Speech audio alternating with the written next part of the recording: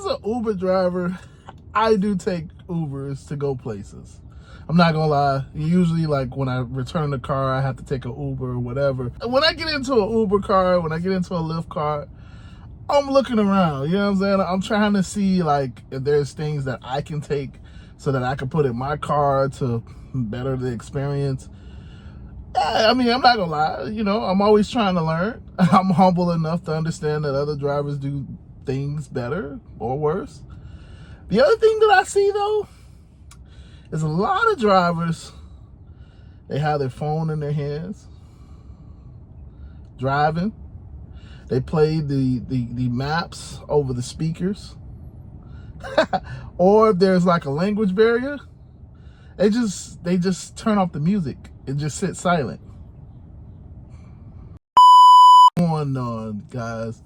My name is Nick, and I am the local South Florida Uber driver.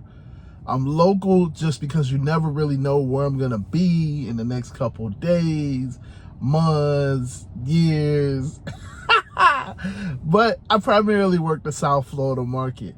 And in today's video, man, my channel is all about helping drivers. So today I want to help new drivers because they don't know, bless their hearts. But I want to try to help you, you know, help new drivers. Some things that I wish people would have told me. You know, like trying to help new drivers. So first and foremost, if you like that I'm a real driver, I'm really out here in these streets. Today I am in the Uber parking lot. The FLL, the Fort Lauderdale airport a lot. I'm sitting here.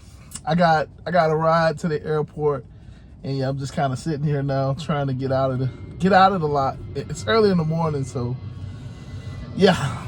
But if you like that I'm a real driver and I'm really out here, hit the like button. Just hit the like button. As you can hear, the airplanes are gonna go by, so I know. And if you're new here, you like seeing my content, you want to know when I post. Right now it's every day. Man, hit the subscribe button so you always get the notification of when I post. You don't have to worry about it. And yeah, hopefully you keep seeing my smiling face. And lastly, I am a certified life insurance agent. Certified by, I just like to help people, you know. And honestly, after having gone through a funeral this week,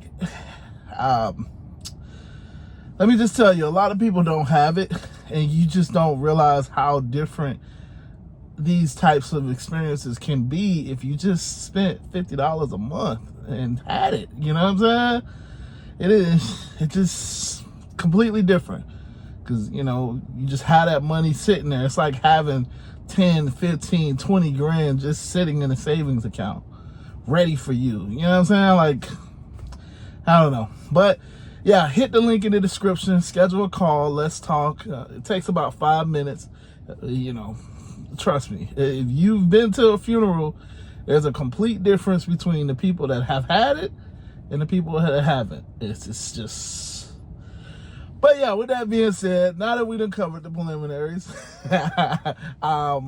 in today's video, these are tips that every new driver should know. Because look, I'm nobody special. I'll be the first person to tell you that. I am nobody special, but I have been doing this for 4 years. So in that, I've learned a couple things. Now, again, my experience doesn't make me better or worse than anybody else. It's just things that I have learned that help me make my job, my doing Uber, a little bit better. And so I want to pass that information to you. And if you're a new driver, hopefully I'm passing it to you so that you can kind of understand these little tips and tricks. And if you're an experienced driver, hopefully I'm helping you think about some other stuff. You know what I'm saying? And if you already know it, then it is what it is. But yeah, man. So obviously you guys know I rent my cars. So when I rent, a lot of times, you know, if you know, you know, when you have to return the car, I usually have to get an Uber back, just because it's a little bit easier to get home. I don't have to inconvenience anybody. I just take an Uber back, whatever. I do Uber, so, give a couple dollars and take it back. And I'm also trying to like see other people's cars, you know what I'm saying? Like I want to see how other people have their cars. I want to see how the setups, you know what I'm saying? And try to learn from other drivers because I'm getting exposed to being their passenger. And I don't always tell people, hey, I'm an Uber driver too. I don't always say that. Sometimes I just sit back and just, act like a passenger, which I am, it's their car. And so when I take Ubers, I'm observing, but I'm not just observing from a passenger standpoint. Let's let that plane go by. But I'm also observing from a driver standpoint. Like, is there something better that I could do? So what I see with a lot of drivers, especially the newer drivers, hey, whatever. a lot of newer drivers I see don't have a phone now. Now, this is a problem. I'm gonna just explain it to you, okay? Maybe you don't know, maybe you should know, but like having your phone in your hand, I'm left-handed, so my phone will be over here, but I guess phone in your hand is a crazy thing to do while driving as a passenger, because what that tells me is that you're not paying attention to the road. Now I get it, there's people, I'm looking at the road, the phone's right here so I can still see the road. I've never got into an accident. All of that stuff could be true, but I'm just saying it's a scary thing for me as a passenger, because remember, I just got in your car, I looked at your information, I looked at your plate. Okay, cool. You're my driver. I know you passed the background check, but that's all I know. I don't know much about your driving history. And when that first impression of you got your phone in your hand it's a little, it's a little offsetting, Obviously, I'm in the car, whatever, and I'm just trusting you with my life, which we do regardless, but I'm just saying, do I feel as safe as someone that has a phone mount and their phone isn't glued to their eyes while they're driving? I mean, we all know people that drive with their phone in their hands. We all know people that are texting while they're driving or calling people while they're driving. And it's like, yo, man, could you just, could you just do that at the red light? You know what I'm saying? Or like maybe when I get out the car, you could do that. Like, you don't have to do that right now with me in the car. You know what I'm saying? Like, come on, bro. We all know people like that. And so when you as a driver have your phone in your hand, you instantly become that person. I don't care what you say. You instantly become that person to me, because it's like, I don't know if I really want to continue this trip. You know what I'm saying? Like, yeah, I'm really like gonna cancel this trip. Like, just in terms of safety, and that's when you get the reports and, you get the allegations and all of that stuff. And as a driver, you don't need that. So I'm just saying, this is my recommendation. You, as a new driver, you need a phone mount, and you need to keep your phone on the mount, not in your hand while you're driving. At a red light, you know what I'm saying? If it's a long light, whatever, it is what it is.